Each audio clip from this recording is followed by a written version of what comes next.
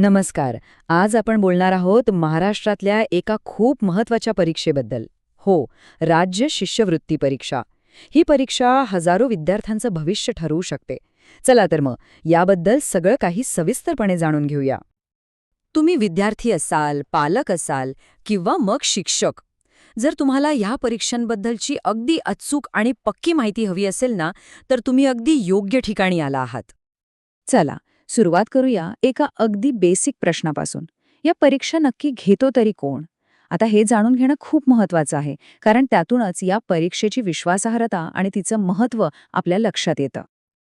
तर या परीक्षा थेट महाराष्ट्र शासनाची एक अधिकृत संस्था घेते. स्क्रीनवर दिसणारं हे बोधचिन्ह आहे महाराष्ट्र राज्य परीक्षा परिषदेचं, आणि हेच या परीक्षेच्या अधिकृततेचा पुरावा आहे. हे नाव नीट लक्षात ठेवा, महाराष्ट्र राज्य परीक्षा परिषद, जी पुण्यात आहे. हीच ती संस्था आहे जी परीक्षेच्या फॉर्म भरण्यापासून ते थेट निकालापर्यंत सगळ्या प्रक्रियेवर लक्ष ठेवते. एकदम सोप्या शब्दांत सांगायचं झालं तर परीक्षेचं सिलेबस काय असेल, पेपर कसा असेल आणि निकाल कधी लागेल, ह्या सगळ्याची जबाबदारी ह्याच परिषदेची असते. त्यामुळे आपल्या राज्याच्या शिक्षण क्षेत्रात ह्या संस्थेची भूमिका खूप मोठी आहे.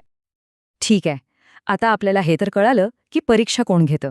आता जरा पुढे जाऊन बघूया की नक्की कोणत्या संधी उपलब्ध आहेत. आता इथे एक महत्त्वाची गोष्ट आहे. ही शिष्यवृत्ती परीक्षा एकाच वर्गासाठी नाहीये, तर ती दोन वेगवेगळ्या इयत्तांसाठी घेतली जाते. एक आहे प्राथमिक विद्यार्थ्यांसाठी आणि दुसरी आहे उच्च प्राथमिक विद्यार्थ्यांसाठी. ह्या टेबलमुळे सगळं चित्र एकदम स्पष्ट होईल. बघा, इयत्ता 4थीसाठी आहे प्राथमिक शिष्यवृत्ती परीक्षा आणि इयत्ता 7वीसाठी आहे उच्च प्राथमिक शिष्यवृत्ती परीक्षा. नावं ऐकायला जरी थोडी सारखी वाटत असली तरी इयत्तेनुसार परीक्षा पूर्णपणे वेगळी आहे हे लक्षात ठेवणं गरजेचं आहे. बरं, आपल्याला आता हे माहीत झालंय की परीक्षा कोण घेतं आणि कोणत्या इयत्तांसाठी घेतं. पण मग प्रश्न उरतो की या परीक्षांचं स्वरूप, म्हणजे त्या असतात तरी कशा? एक गोष्ट कायम लक्षात ठेवा, कोणत्याही परीक्षेच्या तयारीची पहिली आणि सगळ्यात महत्त्वाची पायरी म्हणजे त्या परीक्षेचं स्वरूप, म्हणजेच तिचा एक्झाम पॅटर्न नीट समजून घेणं. ह्याच गोष्टीला परीक्षेचं स्वरूप असं म्हणतात. परीक्षेची रचना म्हणजे तिचा पॅटर्नच जर समजला नाही तर तयारीला योग्य दिशा कशी मिळणार, बरोबर ना? म्हणूनच थेट पुस्तकं उघडून अभ्यास सुरू करण्याच्या आधी प्रत्येक विद्यार्थ्याने परीक्षेची रचना नीट समजून घेतली पाहिजे, कारण चांगल्या तयारीचा पाया याच माहितीवर उभा राहतो.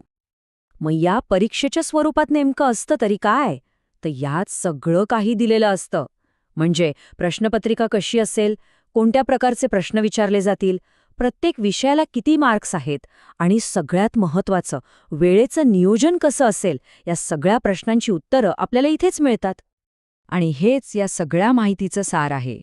शिष्यवृत्ती मिळवण्याचा प्रवास हा एका महत्त्वाच्या पावलानेच सुरू होतो, आणि ते पाऊल म्हणजे पुढचा मार्ग, म्हणजेच परीक्षेचं स्वरूप व्यवस्थित जाणून घेणं.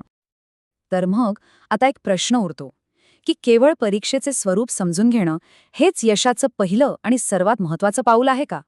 यावर नक्की विचार करा आणि आपल्या तयारीला एक योग्य दिशा द्या.